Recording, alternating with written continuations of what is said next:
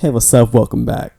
So, season 4 of The Boys just finished premiering at the time of making this video, and I have some thoughts. I have some thoughts about this entire season. I kind of wanted to get into a general description of what the season was and kind of the overall point, and then I want to get into a little bit kind of going character by character, kind of describing what they did, kind of my general thoughts about each character this season, and basically just talk about the season overall because a mess, but in the best possible way. This show makes my ass itch. The show is the most seriously unserious show that I've ever seen in my life. The amount of anxiety that I have to deal with every time I choose to click play on one of these episodes is astronomical. But anyways, yeah, let's get into this. Welcome back to my channel. I'm Hayes, and let's get right into this video.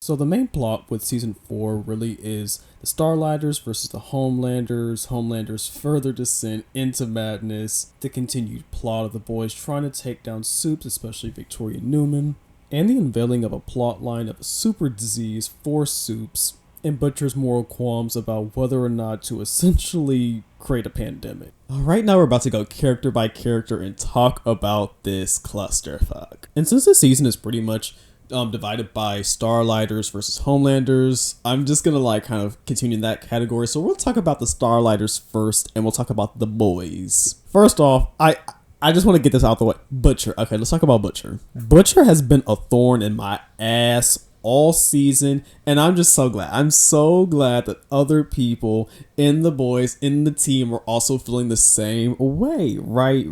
I think this whole conflict with Butcher and going through the disease and the illness and tumor and everything, I think it is interesting a little bit, the plot that he kind of goes on. I think this season is really interesting for Butcher's character, more than I necessarily the plot that they're doing with him. However, I will say that whole twist with him and that man, I forgot his name at this point, that man that is basically just murder all of them. I like the reveal of that it's a part of him. It's his own mind. It's his own conscious playing back at him. I really like the moral qualms about how he chooses to go about this, and in his last few days, because he only at the beginning of the season he was given 6 months to live, and I think it's very interesting seeing the path that he takes now as a result of this limited time span being here. And he put up a pretty good fight trying to go into a more morally correct direction. He was actually trying for a little bit, until that stupid woman got in the way. Yeah, I don't want to talk about her. She got handled. So that's all I care about. And speaking of that, I think it's very interesting seeing Homelander's relationship with Ryan this season.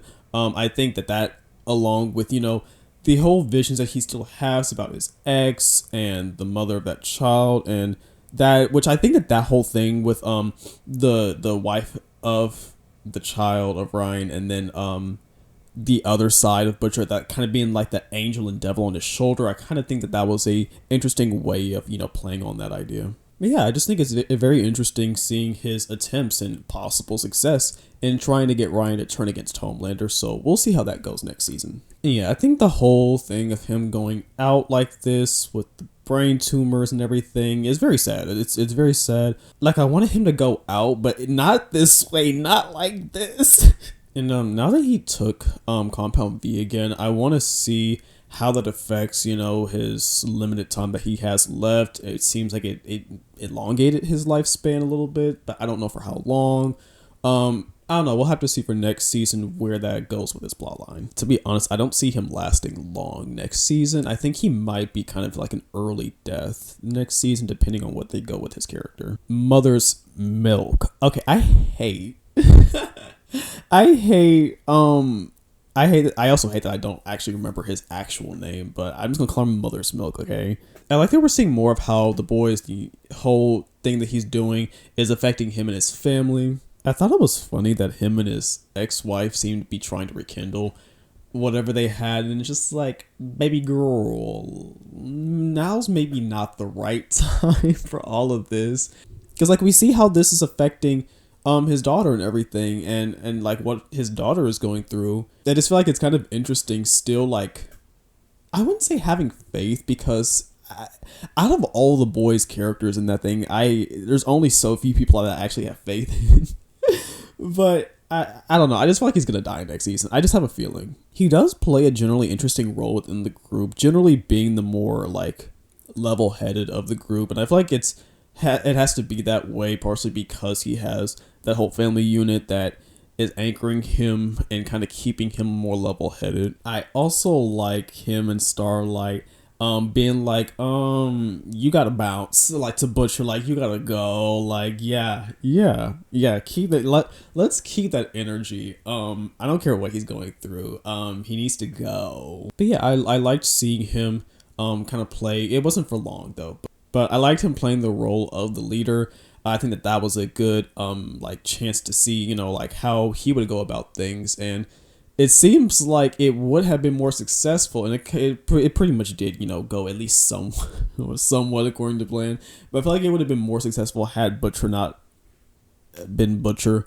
Boy, I'm gonna make this next section short, because fuck Frenchie. Like, imagine my surprise finding out that the actor is an IOF soldier. Fuck him. The only thing interesting, I guess, is him and that limp wrist fellow, who basically was like his whole plot line this season, even though it went fuck nowhere. But I guess, like, in theory, it's an interesting moral quandary, but like, does the actual actor feel that in real life? Who knows? Anyways, yeah, fuck him. I don't care what happens to him. Alright, Kimiko. I'm glad that she was really cool about the whole, like, situationship between that man and the limp wrist one, because it really shows that, like, even despite Kimiko, like, really still having feelings for Frenchie, obviously, like, she still, you know, was just like, you know, if you want to pursue that, go ahead, like, don't let me stop you. It's like, don't let me stop you from finding happiness. It was really sad to see her going through the whole, like, situation where, like, after Frenchie turned himself in, Kimiko was basically, like, kind of like a lost puppy for a little bit. She kept going up to the judge, hoping that, you know, he would talk to her at least, you know, like, at least face her. And I get it, like, giving herself up like that, like, you pretty much just kind of abandoned her. And I don't think that she's someone that you really want to abandon. Like, now, girly at the end, like, vocalizing for the first time, I didn't even really notice, like, until I was just like, wait, she's yelling, like, oh wow. Okay, so I think it was very interesting because, like, they showed her throughout the season, like, kind of getting a little bit more to the backstory, a little bit more to, which I really want more of her backstory. It's so interesting, and they really just haven't done as much in this show in general, in terms of her backstory. I find it really interesting, but I'm glad that we got kind of like more backstory reason why she is mute, and like, seeing, you know, now that she did vocalize at the end, I'm kind of wondering, where's that going to go for a character? Is she going to develop, you know, that over time, or, like, you know, what's going to happen with that? They really be throwing Kimiko, like, at problems like a rag doll. Like, she be getting ate up, but like she also eats. Like, she's a really good fighter, but it's just like she be okay, let's talk about Newman. Oh, mother. My mother. Okay, so I think the plot to try and kill her from the boys' point is, which also, I'm putting her in this because even though she's, like, kind of working with Homelander, ultimately, like, we know that she does not like Homelander. She's not like, so I'm gonna put her with Starlight. Anyways, yeah, I thought she was pretty funny. That whole plot to kill her is, like, hilarious. Cause, like, Huey really tried to burn her like the Wicked Witch of the West. Like, like, that was crazy. She was such a neutral force in this show. It's actually funny to me because, like, she's so chaotically neutral. She really gave her daughter Compound V, turned her into the Predator, and then was confused when people called her freak.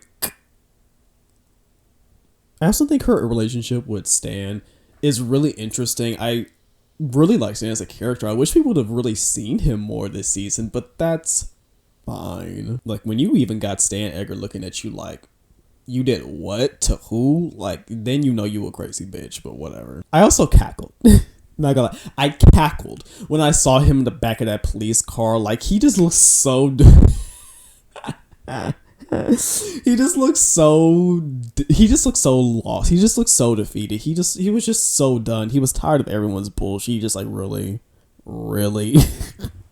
Yeah, I'm hoping he comes back next season. So Rob, so the dude that is going for president and had earned Robert, the dude who was running for president, and I guess he like had, Newman as his vice president. He ended up being the one, along with the boys, to call a hit on Newman.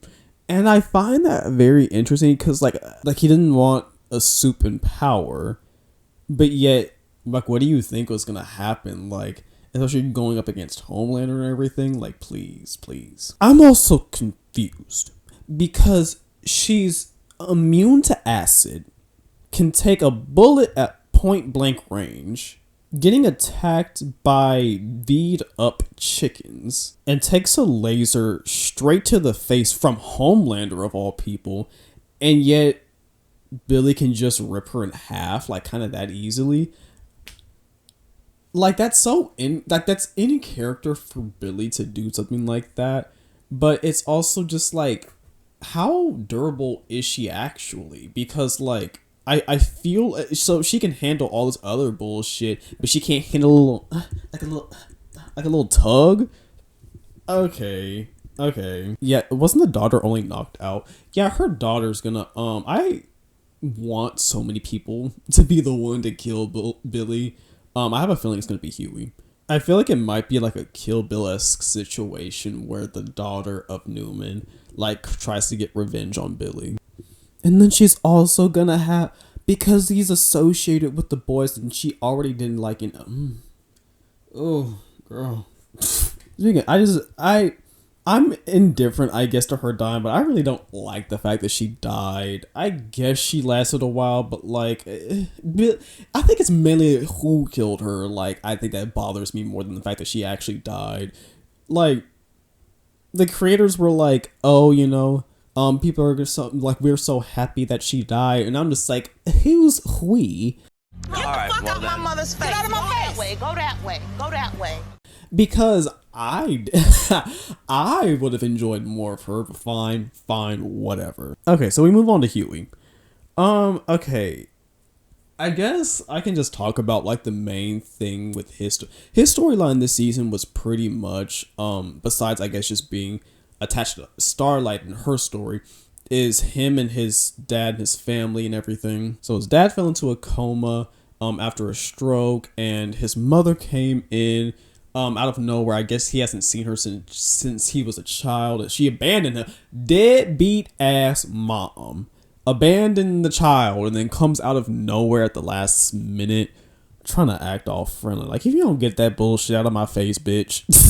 So she becomes insistent that, after they realize that he might not ever wake up, that the mom is just like, we should just put him out of his misery, should plug type of thing. Of course, it's a huge thing with Hugh, going back and forth on what he should do. And then he eventually has A-Train give him Compound V because he's thinking of like giving that to his dad, right? More quandaries, whatever. The mom ends up doing it and against Huey's like knowledge. And then although it seems all right at first, like the dad wakes up and it's fine, whatever, he eventually begins to rapidly deteriorate mentally, emotionally. He is in a perpetual state of confusion and emotional disarray. Went on a killing spree and then also attempted to kill Huey's mother because his mind, I guess, was confused and he thought that, she, was still like, it's his memories are like, here and there, right? So, eventually that all leads up to, them deciding, what, we're gonna have to eventually euthanize him, and that's what they did. Right? I don't really have much to say about this because it was played so straight. I mean, I do think that, like how the compound V reacted to the dad's body, and that whole thing was very interesting. Not that I wish we could have seen more because he was suffering, but like it was an interesting concept, I'll say. But yeah, this whole, and it was the fact that these scenes were happening in between Unserious, like holy, like what the fuck is happening moments, and then we come down here and I'm just like, now I'm depressed, like now I'm sad, and then we go back to the unseriousness. Like the tonal whiplash is crazy. But yeah, that's pretty much all I have to say about his story, because on to Starlight. I actually really like her energy this season. I think this is probably the most I've liked her character this entire time. And I've liked Starlight pretty much from the beginning. Now, is she a serious character? No. Is she like the best character here? No. However, I pretty much liked her this entire time. However, I have reasons to actually, you know, like kind of like her a little bit more, because they did more with her character here, especially morally, that I really like. I also think in terms of acting that this is her best performance so far in this season. I really like her performance of being the shapeshifter, because it was a completely different character that had a completely different energy, and having to play both sometimes in the same scene is you know, a feat. Like that's a feat in and of itself, being able to maneuver through characters like that. And I think she was able to carry on a little bit more of a menacing kind of tone with her that unfortunately Starlight doesn't get much of in this series. But I'm really glad that they're giving her more fierceness and more like moral like qualms when it comes to like her like beating up Firecracker, and you know, and like the complications and how she feels about the abortion. And you know, although she's very firm in it, it's still just like, especially having that broadcasted out on live TV is crazy. Which, speaking of which, Firecracker tried to press charges or something like that against Starlight for whooping her ass. By the way, I hate a bitch that talks shit but can't hit. Yeah, use a bitch. But also, couldn't Starlight like sue her back for releasing private documents, like health records? Like I mean, I guess some of that shit's like public knowledge. I don't know. We'll see, because I would have sued the bitch, but whatever. And also, I really like Starlight's whole like feud, I'd say, with Firecracker, which I'll get into more in the Firelight. Some people saying that they see romantic tension, which apparently they might, Firecracker might have a crush on Star. I don't know. I need to really like rewatch the season again, in order to like really see. But that might be a ship name. I don't know. But yeah, I'll get into that more with the Firecracker section. But yeah, I really like this like moral dilemma that she has with this Starlight persona. Like, she really is trying not to use it, and I really think it's interesting that she chooses to go by the more like her everyday kind of person. Like, it's a lot more personable than something like Homelander is doing. And to Shapeshifter, that was crazy. That was why proposing to someone else's man and then having the audacity to peg him. And he enjoyed it. You let some other bitch explore your man's body and make him discover new things about himself? Yeah. Which, speaking of which, I'm joking, but like, she was genuinely pissed at Huey for thinking that a exact replica of her was her. And she's over here just like, how many times did you fuck her? And I'm just like, you mean you? I mean, it wasn't you, but it was you.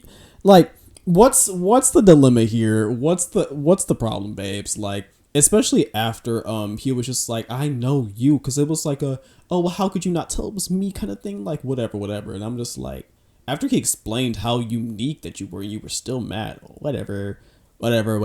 Also, she was having like trouble with her powers, which some saying that she might have been affected by the whole virus thing, like very subtly, which I don't know, because I don't know if Kimiko was like really that affected by the disease. I don't know. I say it's like maybe partially because of like an identity. I don't know, but like an identity thing involved, because like she had like a large like identity problem issue this season. So it seems like when she was more sure of herself or something like that. I don't know. Regardless of anything, I like that they utilized her more about like showing, you know, her starting to fly. And, you know, at the very end when it showed her like flying up into the air, I think that that was like a really cool showcase of her powers, which I hope that we see more of, because characters really be telling her to put her color contacts away every single time. And I'm just like, it's funny, but it's just like, girl, stand up.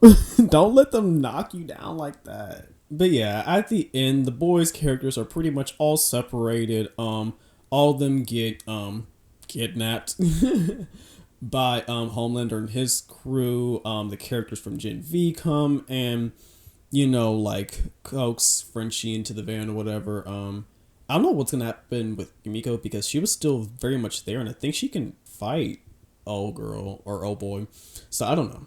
And then Starlight flies somewhere else, so they're disbanded for right now, so we'll see what comes of them next season.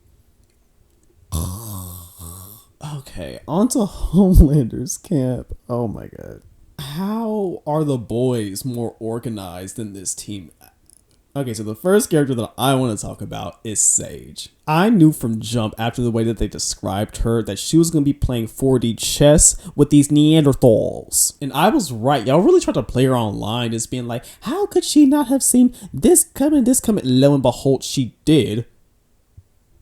Let's trust the process, y'all. Like, don't play with my girl now. I really like what I'm seeing from her character. I really agree from people saying that they like how, as the smartest person, she's not portrayed with, you know, being super huge in robotics and, you know, building all types of technology things and solving equations on the board and shit like that. Like, she's really portrayed as more like kind of subtle, kind of more understated, kind of more like psychological, kind of like personable, kind of philosophical in a way, very much able to manipulate and maneuver and move pieces around. I really like that. Able to easily manipulate people, read the room, and know exactly how to approach people and kind of get information out of specific people that she wants in specific ways that she kind of caters towards them. Like her cosplaying as a Starlighter, inciting the riot, and then having the idea to use the Homelander sacrifices as like targets to where people are just like, oh, Starlighters kill people in this and that. Smart move, you fucked girl. Mind you, it's the fact that she's really playing team for this Trump dude, and it's crazy because it's just like, oh, this is why I say 4D chess, because I believe that she genuinely doesn't, maybe she does, I don't think she wants to actually help Homelander. I think she actually just wants to test her theories. I think she actually just wants to have fun and like move pieces around, and this is like the best way for her to be able to do so. But I feel like she's gonna do something to take Homelander down subtly without it like being obvious to us. I love how no matter how serious a character is in the boys universe, there's always something or some quirk that each character has that makes them wholly unserious, and hers is lobotomizing herself in order to deal with people. Bitch, me too. The fuck? And it's so crazy how she has to lobotomize herself in order to handle being around the deep. That is crazy. Someone has to lobotomize themselves in order to be around you, and you don't care. Like, that's even crazier. The way she lets people think that they have an edge on her. See, this is what I mean. She understands people. She knows when to let people think that they have the up on her, or like think that they are like evading and stalking her and things like that. Like, she knows she's moving pieces around. Like, y'all gotta trust the process. Okay, Firecracker. So Firecracker is a character that we first see really at this conspiracy theorist convention, and she's essentially peddling bullshit, as she so eloquently calls it. She's essentially trying to give people hope, a purpose, or feel something from their miserable average lives. And she peddles herself as being very conservative, which I do believe. I do believe that she is, in a way. Like, she very much admires and loves Homelander. Oh my god. Meat sucky sucky now, mommy. Mommy's milk. But it seems like her main gripe with the left, as we've seen, is she hates Starlighters because she hates Starlight, because they have a tumultuous relationship, because back when they were kids, during a beauty pageant or whatever that both her and Starlight were at, Starlight called her a fat bitch. And she's still upset about it as a grown-ass woman. Loser. Now, I can hold grudges. I get it, but like, ooh, you're gonna have to let that hurt go, my love. But yeah, someone like Firecracker is someone who poses themselves as thinking that they're ready for the bullshit. Like, oh, I'm ready to go to war. I'm ready for this culture war bullshit, whatever that Homelander and the rest of them are like trying to cook up. But she's not, because every time that she sees like blood or like people being killed, she's like, and I'm just like, but this is what you signed up for. You signed up for that, and girl, you're gonna have to shape up. And every time she's been in a physical conflict so far, she's gotten her ass beat by Starlight of all people. Ain't that embarrassing? Ain't that a little embarrassing? Speaking of embarrassing, homegirl and the tit juice gotta quit. Y'all gotta stop. Y'all gotta get that bullshit out of my face. But yeah, she really thinks she runs more. Well, actually, she doesn't. She very much recognizes her place. But yeah, she still tries to like act tough. And I'm just like, you're not gonna last very long, are you? But yeah, she got Homelander wrapped around her little titty. And we're gonna have to see how that goes next season. Because I don't know how down for the bullshit she's about to be. Okay, Black Noir is technically a new character. It's like a new person playing Noir, after Homelander murdered the last one. But this one speaks a little bit too much apparently to other people. Like, he just be yapping. I find it really funny that the actor himself has narcolepsy in real life, and apparently allegedly like he's fallen asleep during scenes sometimes or during shooting. And I find it very funny that they incorporated that into the character. Like, I really like when acting and directing does that, because it's so funny. It's also interesting to see how much he enjoys killing people. Like, he really, really likes it.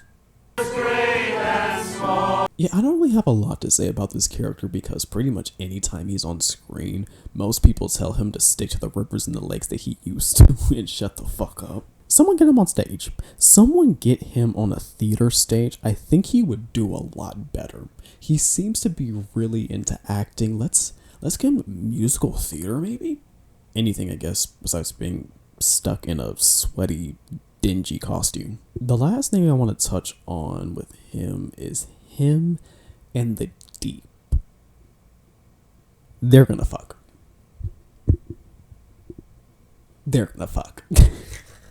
I'm calling it now. The Deep is the only person that Black Noir has developed any sort of actual dynamic with, because everyone else tells him to shut the fuck up. They have this connection, and then they sit down and talk about boners to each other.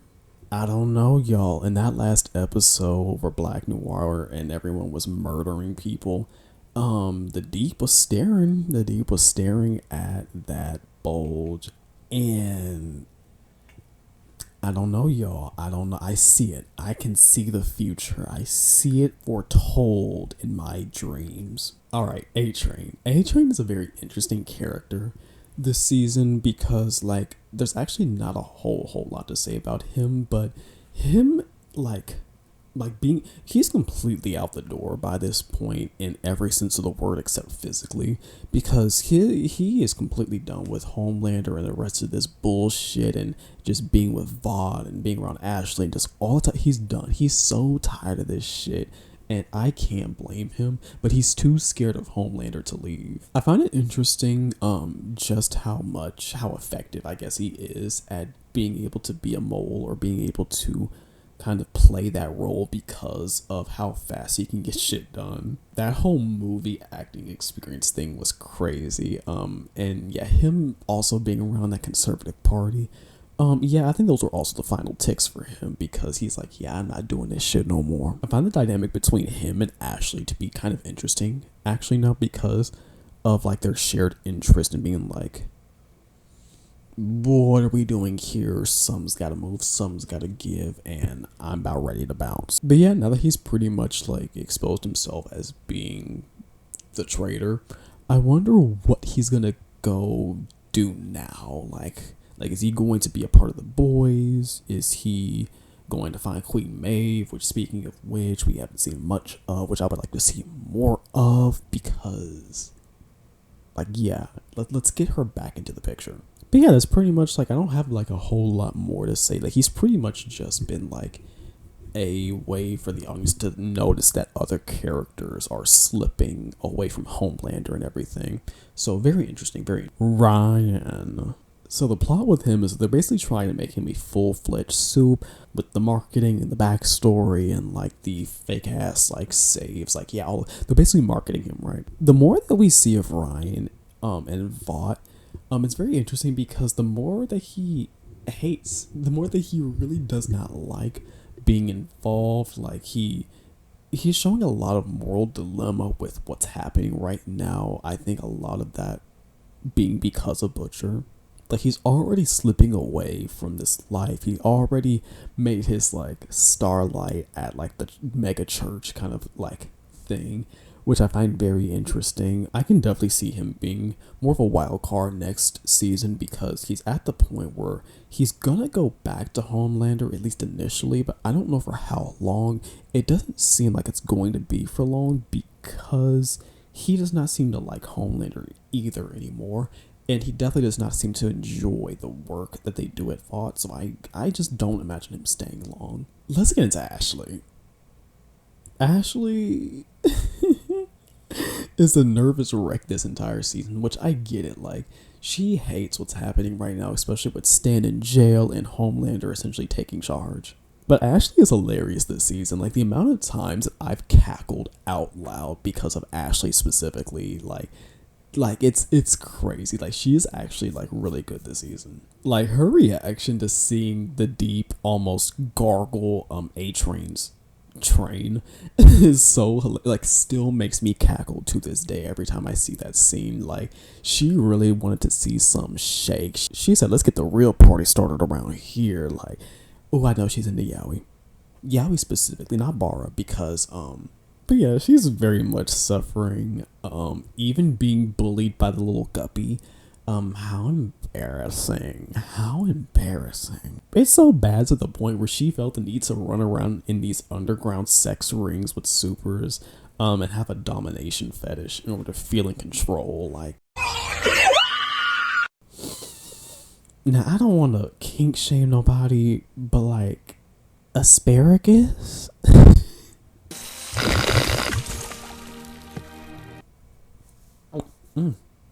I mean, I know I said not to kink shame, but let's bring back kink shaming.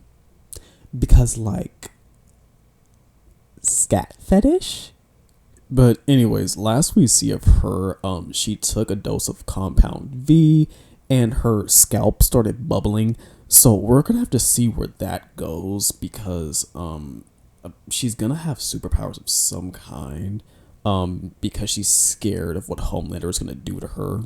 Some people think that she might turn into the comic version of like Medusa. I think she's just gonna have a big ass head and that's just gonna be her superpower. I just feel like that this is the type of show to do something like that with this type of character. I just feel like she's gonna have a big ass head. The Deep. Get off your fucking knees. Notice how I put him below Ashley, but right up underneath Homelander's cock, so that he can get a good angle while he's deep-throating the tentacle. But yeah, other than that, he's really just Homelander's cuck who fucks octopuses, and then he killed her. He's gonna die soon, right? I really think he's overstayed his welcome. I'm only interested to see if him and Black Noir are gonna fuck. Other than that, I mean, his dynamic with Sage is interesting. Sage, girl, I know you were lobotomized. I know your brain was a little scrambled, but the Deep? The odor Anyway. Okay, and last but not least, we have Homelander. A nasty, vile gutter snipe. Right up out the hood. Homelander is just as Homelander as he's always been. As always, the actor has done an incredible job with this character, like really brings it home. You could see Homelander at some of his lowest points, but this time he doesn't really have as much to fall back on when he is in these states. I mean, his team is full of a bunch of nut garglers who will do anything that he says. He has a bunch of yes men, he kills people, people cheer, he saves people, people cheer, so he just feels like it's all useless. Like, he's so tired. Along with this looming threat, we also get scenes of Homelander plucking out gray pubes. Homelander really hates his mortality. Like, he hates whatever part of him remains human, and that includes his incessant need for love and validation. Like, this season was absolutely gut punching him with all the most, like, I think that's like, aside from like the virus thing, I think that this might actually be the thing that kind of like takes out Homelander more like on a philosophical level. His need for validation, love, attention, affection, mixed with his looming threat of aging and then dying because he's a fleshy mortal being, is very interesting, because we'll see how that goes. Like, you can tell he's really disgusted by his own mortality. You could see it in his face. Now, this season focused a lot on, now that Homelander has Ryan and Billy is kind of sort of out of the picture a little bit, what does he do now? Of course, now, and as always, we know that Homelander makes for a terrible father. We've been known that since Homelander threw Ryan off of a roof. But it's very interesting to see how he subtly and unknowingly pushes away his son. Pretty much any time, every single episode, it's doing something that is just pushing Ryan further and further away. I also love at that little conservative rich ass like hoity-toity party that he really showed that he can crumble under pressure. When faced with the actual hell of actually holding power and how many checks and balances he's gonna have to worry about, like how he's gonna benefit rich people and this and that, he's gonna have to worry about this and it's so interesting to see that he doesn't know none about that shit, and he was just like, he was way in over his head because he didn't know having power required being so fucking powerless. He really tried to appeal to these people with the same Trump rhetoric. And they said, yeah, enough of that culture war yapping bullshit. How are you actually gonna benefit us? Like how are you actually gonna help us continue to line our pockets? And he floundered.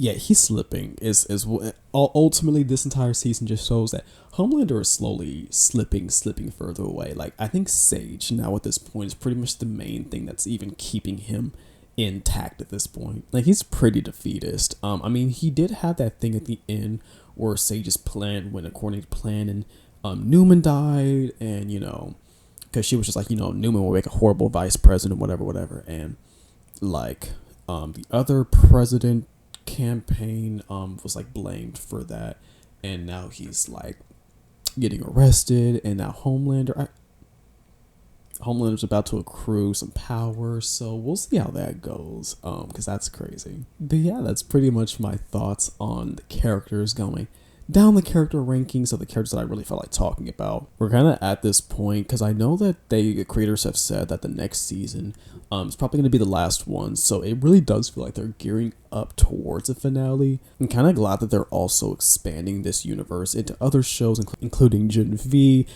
I know they also plan on having a prequel series that will premiere, I think, as soon as this show ends. So I guess let me know if you guys want reactions or commentary about Gen V, the new season of Gen V that's going to be coming out later, and also The Boys we can get into. But yeah, let me know how you guys feel about this season. Did you like it? Did you not like it? How'd you feel about these characters? Was there anything that you agree or disagree on? How did you feel about the whole Homelander and Starlighters debate, like the whole debacle? How'd you feel about the new characters? Let me know down in the comment section down below. But yeah, thank you so much for watching, if you indeed still are, and I'll see you guys in the next one. Peace.